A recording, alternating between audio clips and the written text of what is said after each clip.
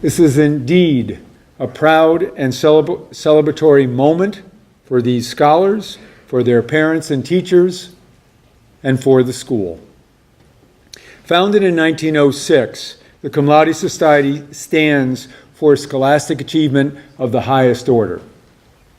In keeping with our motto and our mission, Millbrook students elected to Cum Laude must achieve at the uppermost levels of our curriculum while enhancing the academic experience of their peers. Simply, they must live non sibi sed cunctus in the classroom. We gather today to recognize and to honor each person for her or his truly exceptional scholarship and the ways that they have enriched the academic experience of their peers and enhanced the intellectual atmosphere on campus. I'm going to name the inductees now. Please remain seated until I'm finished. And please, audience, hold your applause until I'm finished. Will Bates, Samantha Beska, Gabriel Diaz, Olivia Garrop Davies, Cindy Hua, Claire Cassane, Leah Liang, Jacob Marin, Angelina Marin, David Nestorov Rappaport, Corey Runquist, Sean Ryan, Henry Schultz, Cece Wang, and Cherry Zhang.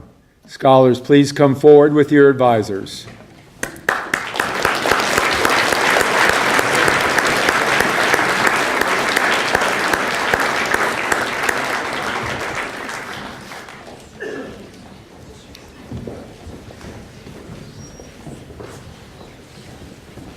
The distinguished record that you've achieved at Millbrook has won you membership in the Cum Laude Society. This is a fellowship of scholars whose purpose is to recognize academic excellence in your work. As you pursue your college education and possible graduate studies, it's our hope that you accept the honor of membership in Cum Laude as a responsibility to make your contribution to the ongoing search for civility, humanity, and truth. To begin the individual inductions, I'll now invite your advisor to speak on your behalf and to present you with your Cum Laude certificate and pin. You'll then sign the log. You'll get your picture taken.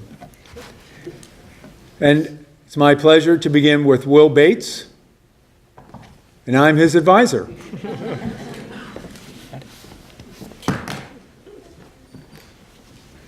A polymath.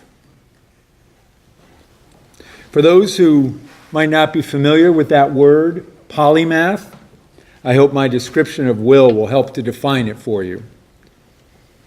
He is as nimble and nuanced in advanced biology as he is curious and engaged in advanced placement English.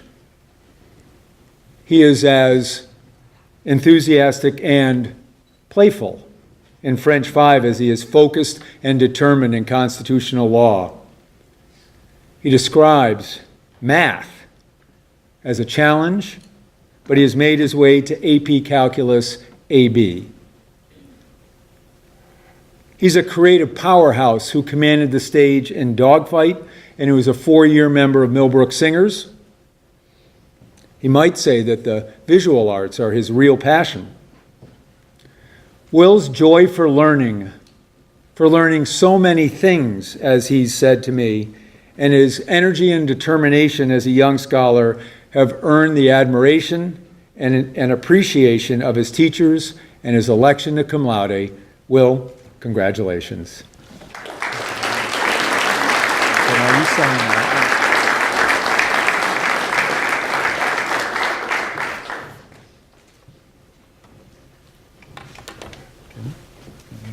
You get that, and we get our picture taken.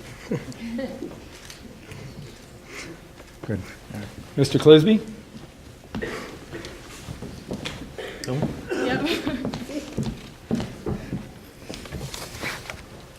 Samantha is sharp in more ways than one. Speaking as a fool myself, I can say with authority that she can be cutting to fools. But that's not why she's here this afternoon. Sam is here because of her incisive intellect.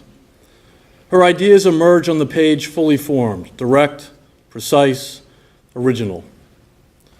She instantly cuts through the verbiage of Supreme Court decisions to find their moral and legal cores. She can rebut an opponent on the spot because she has understood his argument before he has. Her grasp of language allows her to see literary nuance, legalistic nonsense, moral obfuscation, or genuine beauty. I believe she's the only student I've ever had who genuinely appreciates the humor of Andy Kaufman, whose jokes took literally years to develop and whose humor bit both himself and others. What truly sets her apart, though, may be the genuine joy she derives from all this work, and not only in the abstract. If you've ever seen her on stage as a singer or an actor, you know the crackle she brings to a performance. That's what she brings to class every day. It's also what lends substance to her social conscience. It's no coincidence that her silo articles push the envelope, or that she challenges Millbrook policy, or leads student marches. She's smart enough to see a problem, energetic enough to address it, and brave enough to face the inevitable consequences that arise from asking hard questions. It's how she is determined to live her life. Samantha is not just an academic powerhouse, she's a genuine intellect, the epitome of what it means to be a member of Millbrook's Cum Laude Society. Congratulations.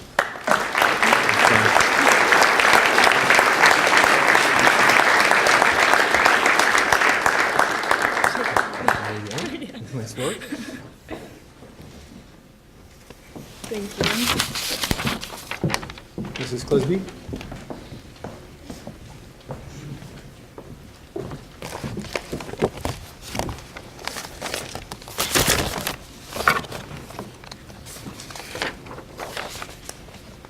Gabe is no grade grubber. Rather, Gabe loves a good challenge. In fact, Gabe says that unless he is overly challenged, he gets lazy. At the beginning of the year, Gabe decided he needed to figure out his final class's configuration. He had worked ahead in calculus over the summer, just because, and was worried that he would be bored in AP Calculus this year. I warned him that jumping straight into BC would be difficult, but in the end, we decided that he could drop down easily enough. Unfortunately, Gabe found out that in order to take BC Calculus, he'd have to switch out of AP French and into the next level, French Lit.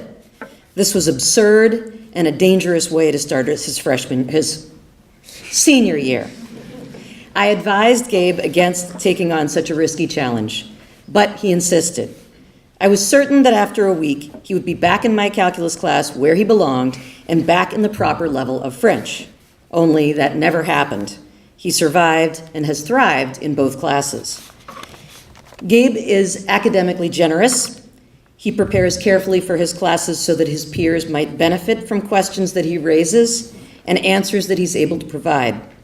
Perhaps most importantly, though, is Gabe's generosity to the community, despite how much work he has taken on in the form of the yearbook, student tutor, and he's generally willing to step in wherever he's needed.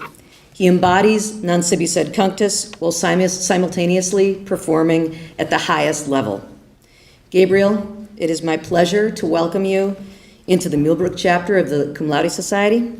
Congratulations.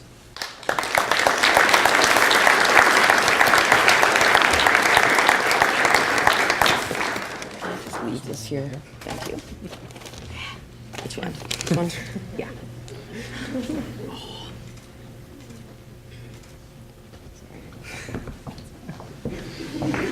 Mrs. Casertano?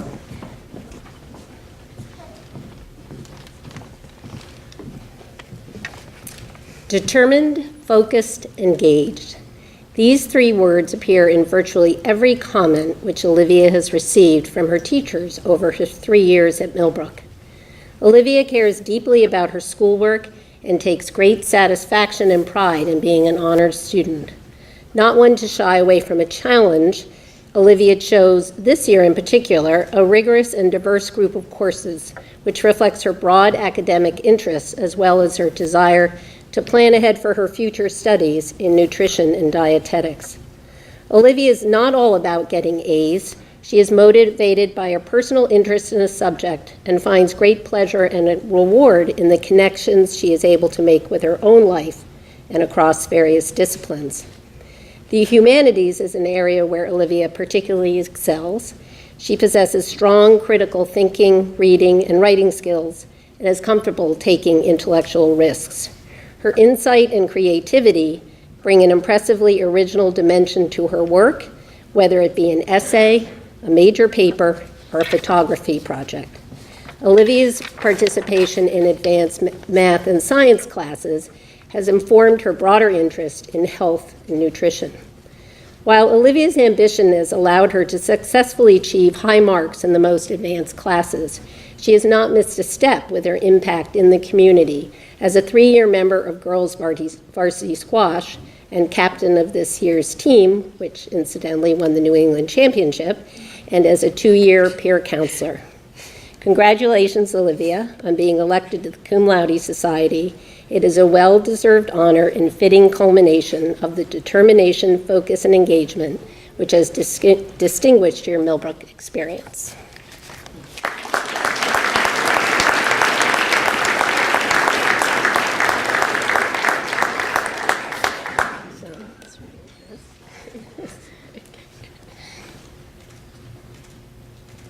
Okay.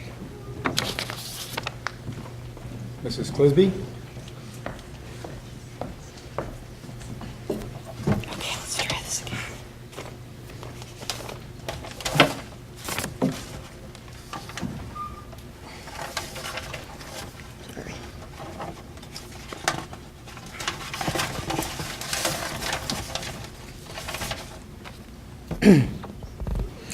Anyone who was at Millbrook in the fall of 2015 will remember when a slight, bespectacled third former took the stage, practically eclipsed by the large organ at which she sat and the even larger speaker in front of that. She played an emotional, breathtaking composition with both hands and feet. When she finished, the entire theater leapt up in a spontaneous standing ovation. Who was this little freshman, and how did she play so many notes at one time? That third former was Cindy Hupp. Cindy is quiet and small, but do not be fooled by her outward demeanor.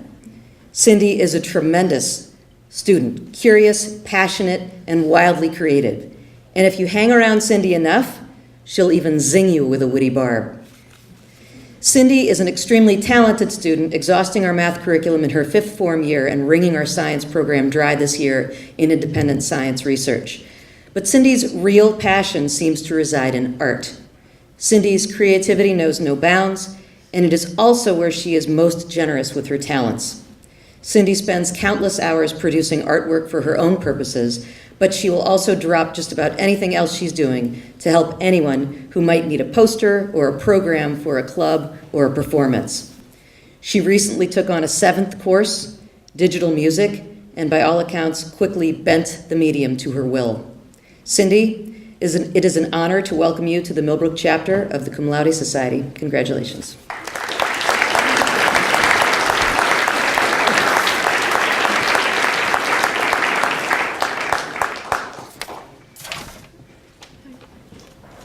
Here we go.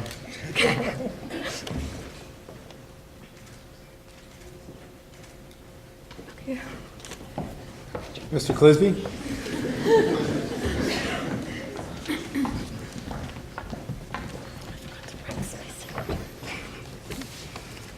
I want to talk about intellectual courage.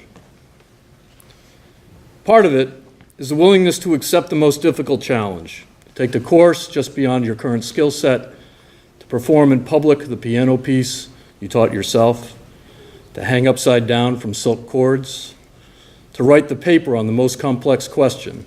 I could go on at length about any one of these risks that Claire has taken at Millbrook, but at the moment I'll just tell you that one of her 2 Blaine essays tackles the question of how Dostoevsky's philosophy explains the moral power of the #MeToo movement. I have a lot of respect for Claire, and her drive to tackle the next challenge.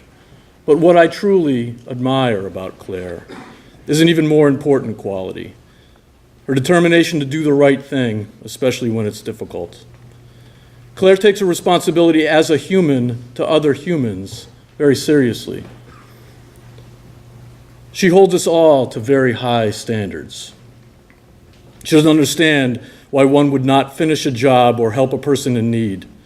This empathy does not always reveal itself in obvious public ways, although her ability as a student tutor derives from it. But in every conversation I've had with her, she begins with the assumption that we ought to seek justice. I believe this perspective stems in part from her religious faith, but it also is part of what she sees as proper intellectual rigor. If the people on this stage are to change the world in the way we need them to do, they'll have to bring this combination of toughness and morality to the task. This is the essence of intellectual courage. It's what Claire Cassane is all about, and it's why she's being inducted into Millbrook's Cum Laude Society. Congratulations.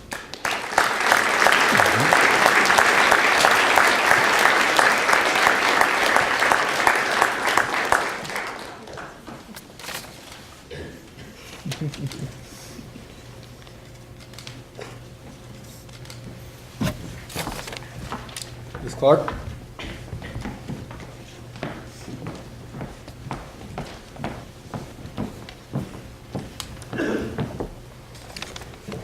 As they say in that great classic of film, The Sound of Music, how do you solve a problem like Pick Leah? Let me be clear, I don't mean that Pick Leah Liang is the problem that needs solving. I'm asking, how do you solve a problem like Leah does? How do the rest of us mere mortals bring Leah's prodigious work ethic, monumental intellect, boundless energy, and love of learning to every problem we have to solve? To see Leah in her natural habitat, the classroom, is to watch her absorb conundrums, mysteries, and questions, process them through that gigantic brain of hers, and spit out some unfailingly cool and interesting ideas. Leah takes the toughest classes in every discipline, and on nights when she has an obscene amount of homework, she says to me, "Why do I do this to myself?" And then we both laugh because we already know the answer. It's because she loves it. In case this heartfelt stuff is too sappy for you, Leah, I'll speak to you in a language that you're more likely to understand: chemistry. Leah, I consider you to be like a proton. You are a small particle, a very small particle, actually, but a small particle with an enormous positive charge.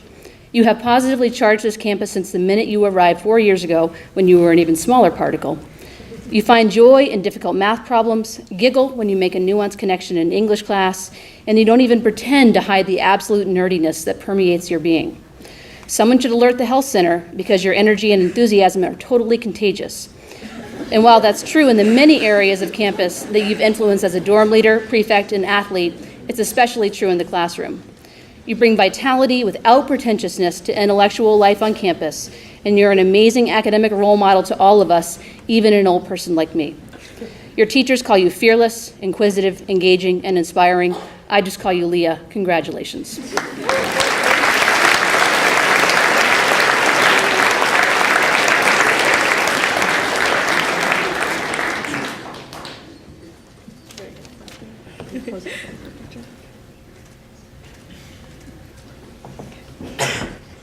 Jacob?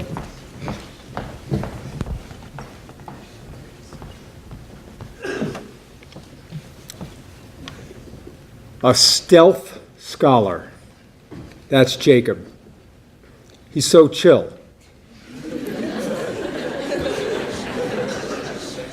Makes his impressive achievement look easy, which of course it isn't.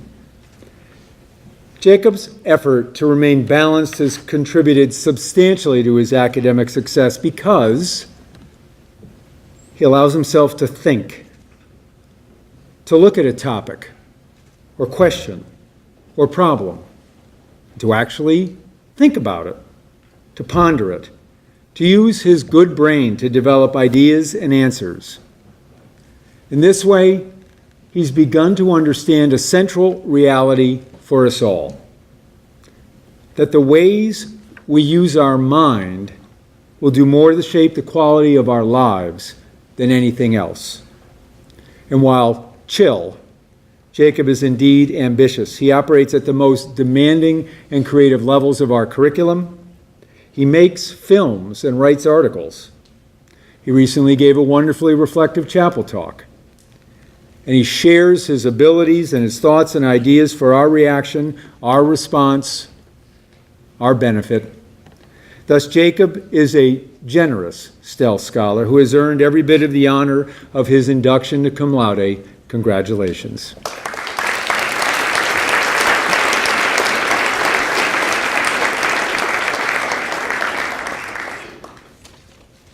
Well done.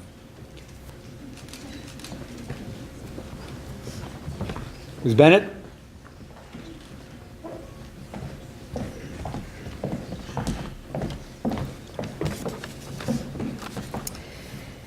I've watched Angie grow from a very concrete textbook student to an original thinker who excels at both analytical and creative assignments. She was selected for honors advanced AP classes at Millbrook. She's a spelling bee champ and has contributed to literacy connections and student tutors. Angie is determined to succeed, motivated, persistent, hardworking, and tenacious. She is one who expects others, including her teachers, to pull their own weight. She's not even afraid to challenge her teachers, which recently resulted in a Freaky Friday role reversal with her math teacher for a day. Angie has learned a lot at Millbrook. She's developed grit and persevered, and I'm most proud to say she's finally learned to trust the process. I should also add, she learned it's harder to be a teacher than a student. When I asked Angie what she'd want others to know about her, she said that I didn't let off the throttle. She's not one to be swayed by others' opinions and sets the highest standards for herself. And if you want to know how to get into Cum Laude, take a quote from Angie. Don't let off the throttle in your time at Millbrook. Congrats, Angie.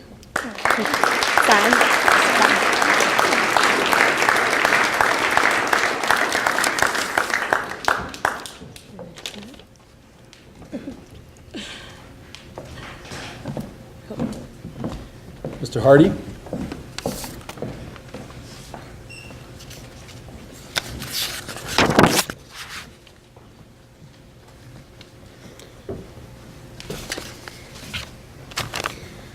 The creation of something new is not accomplished by the intellect, but by the play instinct acting from an inner necessity. The creative mind plays the objects that it loves. This quote was from the psychoanalyst Carl Jung, who spoke wisely, I thought, to an active imagination. So add to this curiosity, compassion, conviction, opinion, and a stubborn tenacity, and you have David Nisarov Rappaport.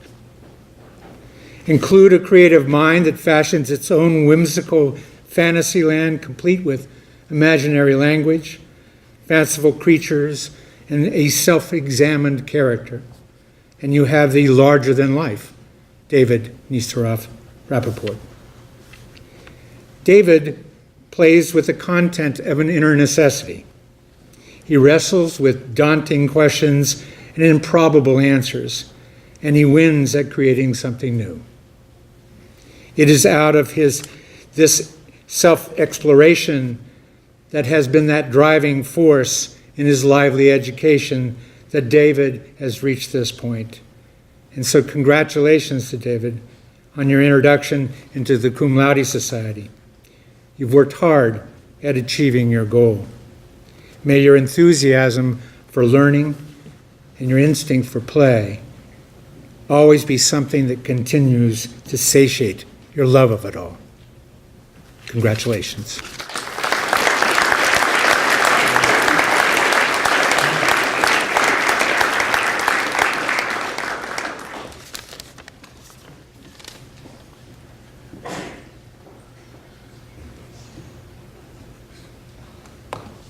Long last name. I know.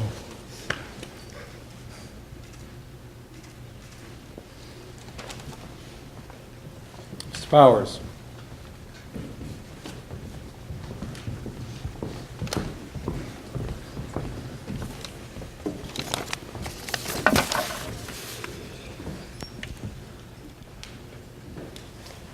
Twinkle.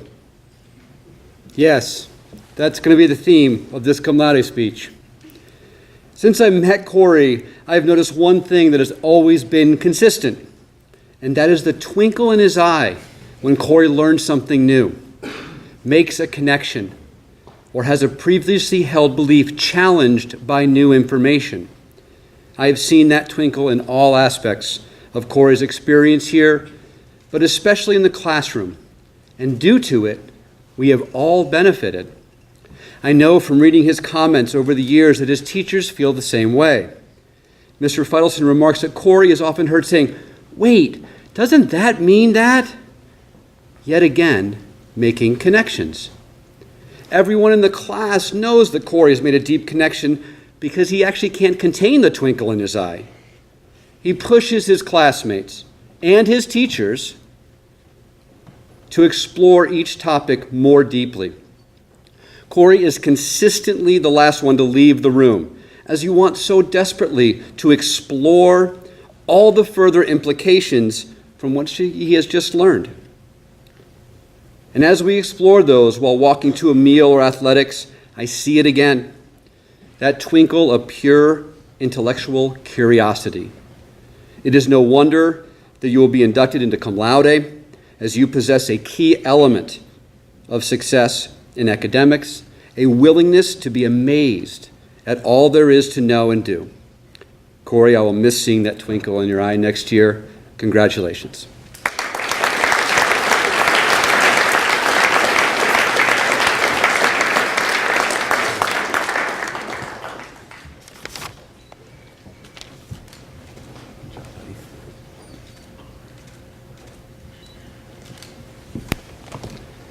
I am also privileged to ask another advisee of mine to come up and be inducted, Sean Ryan.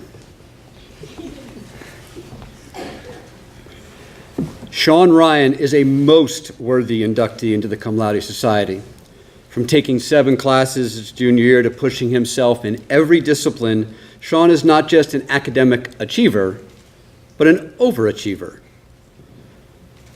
But his commitment to excellence, work ethic, and determination are overshadowed by one factor that I believe is most responsible for Sean's appearance on this stage, and that is Sean's commitment to the life of the mind. Simply, Sean plays with ideas.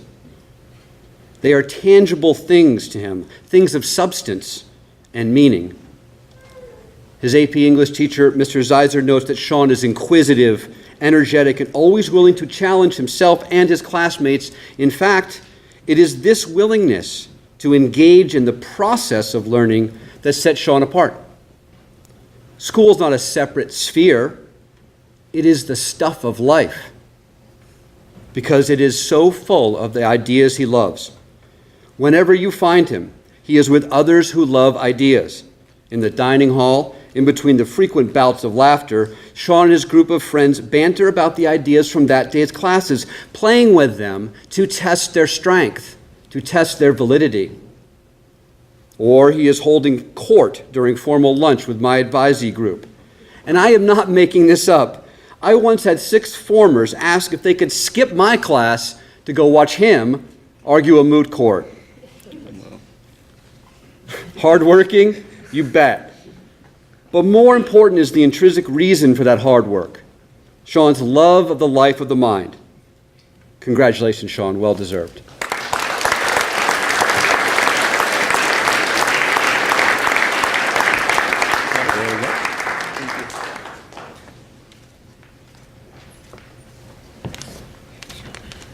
Mr. Downs?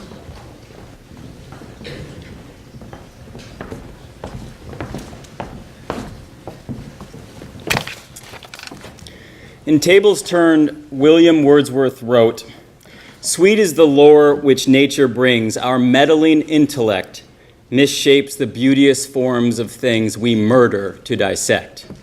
We murder to dissect. If we take Wordsworth at face value, then Henry Schultz is a murderer. He's an academic assassin. He's quiet, he's unassuming, he's ambitious and deliberate. The basketball team aptly deputized him as the czar of meditation and mental wellness.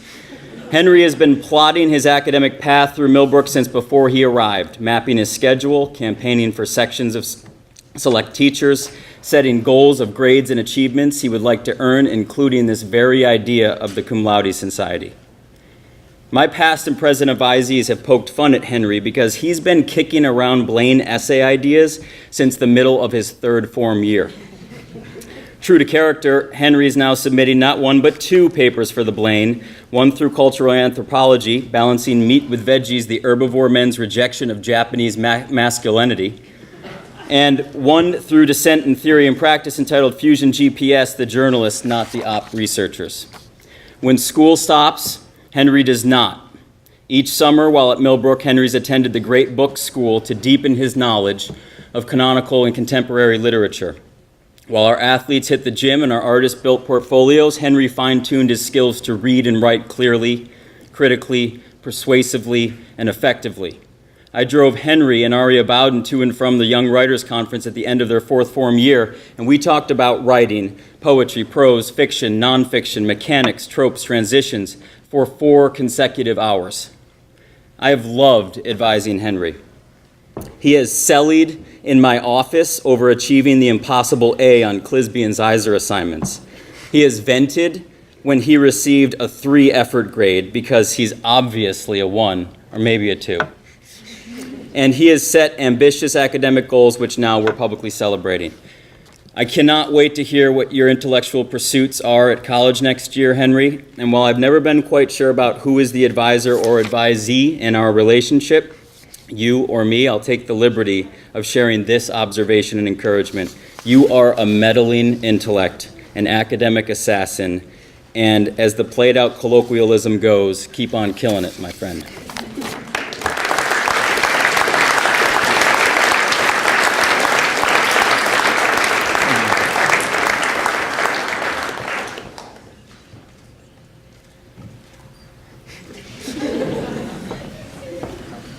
Mrs. Clisby?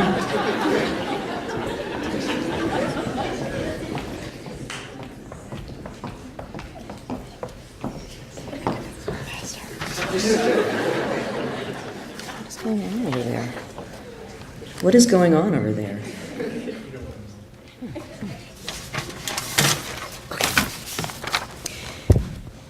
It's a common sentiment that talented athletes are often envied for being born so good at sports. It is equally common for a talented athlete to resent such envy, as if their success in sports had nothing to do with extraordinarily hard work. It is not much different with academics. The good student isn't lauded so much for their hard work, but for the talent with which they were born. Cece is often a victim of such sentiments. How many of you have resented Cece for her talents? It must be great to be as smart as Cece.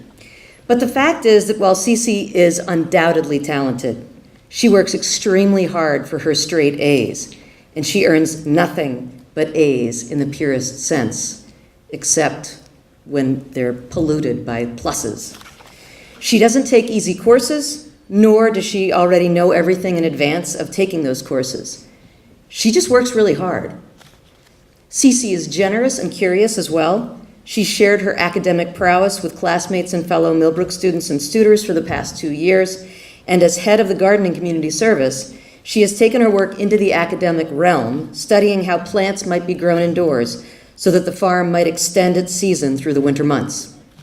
Cece, you are an impressive example of how hard work pays off, and it's the reason you're being inducted into the Millbrook chapter of the Cum Laude Society. Congratulations.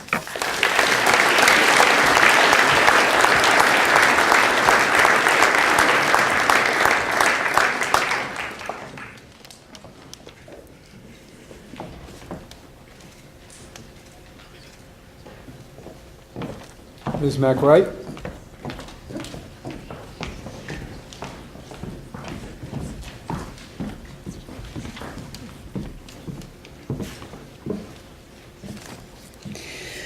Earlier this year, during tryouts for girls varsity basketball, Cherry wrote this about herself: strengths, positive attitude, hardworking. Weaknesses, basketball.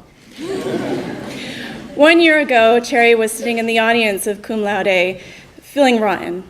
She knew that there was no way she could make it onto this stage. Among other things, she was feeling like a failure because she did not get a recommendation for AP English. Cherry was also feeling tired because she was in the middle of changing herself. In particular, she was working on becoming less grade obsessed. When she arrived at Millbrook as a third former, she thought school was only about one thing: getting A's. The first time I taught Cherry, every 5 minutes she asked me if her photograph was an A. She asked this so often, it seemed like an A was a new art form. Some students made photographs, some made paintings. Cherry wanted to make A's. And it wasn't just in art class. Cherry wanted to make A's in math, science, English, and history too. She heard the same advice from all her teachers: let it go and learn for the love of learning. Not only was this exhausting, but it required trust in her teachers and trust in herself. So 12 months ago, sitting in the audience of the Cum Laude ceremony, Cherry was still learning to trust that it would be okay. Today, English class with Ms. Havard, gasp, non-AP, ranks among Cherry's all-time favorite courses. Her most impressive photography project this year, making a camera out of a bell pepper, never really worked and earned her a B. She got swept up in her excitement and couldn't help but learn along the way. Cherry's greatest success has been the work she's done on herself. If you are in the audience right now feeling not good enough or feeling tired as you work to make a change, I encourage you to share in this moment and feel proud of yourself for being on the journey that you are on. I wish for every one of you to count among your strengths a positive attitude, a strong work ethic, and a love of learning. If you have those things, it doesn't matter what your weaknesses are. Like Cherry Zhang, you can accomplish anything. Cherry, I am so proud of you. Congratulations.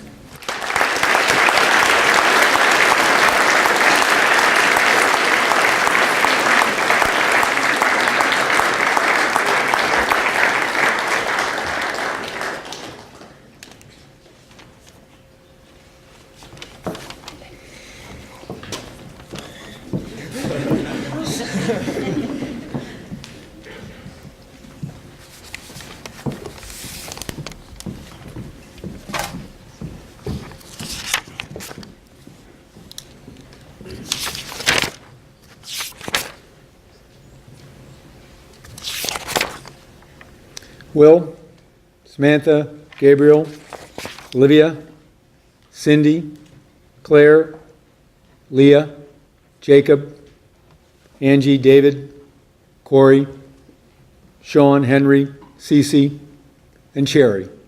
Your school is proud and grateful. All, please join me in congratulating them once again.